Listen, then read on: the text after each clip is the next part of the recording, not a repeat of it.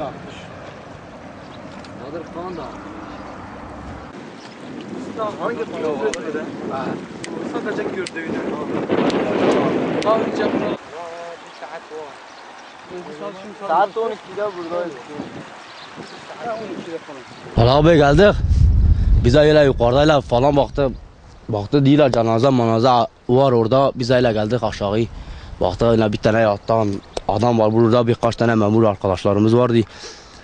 Biz öyle geldik, dedim müsaadeniz varsa öyle bize yüzüne bakar, belki tanıyabilir, hani sorun olmaz bize. Dedi yok, müsaademiz yok. Biz öyle el melini falan gördük.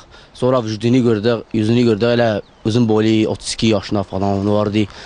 Vücudu yarasalı yıpranma falan var mıydı? Vücudu yara vardı, ameliyat yarası vardı. Bu yüzümüzde de öyle kesik vardı. Öyle siyah saçlı. Öyle garip bir tişört, öyle iki tane çizgi. 15-20 gün falan var, nasıl birkaç gün ya adam çıkıyor ortalıkta, çıkıyor adam suyda çıktığı zaman memur değil tık buralardadır.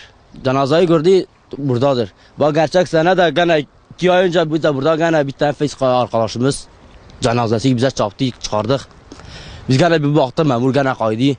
Memurlar geldi, savcı diye bir şey yoktu yani. Buralarda savcı da gelmedi. Savcısız hallettiler, adamlar katıldılar, cenazeyi yolladılar şehre.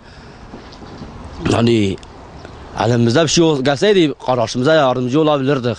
Bizim de kardeşimizden öyle insanların hakkını da verebilirdik. Hani devletin yeri olsaydık öyle insanları yani bırakmazdık, hani bu şekilde yapaydı. Biz de bakardık, geleye bakardık, bunun ailesi bu kimdir, savcı çağırırdı. Hani her türlü her şeyi yapabilir hani burada.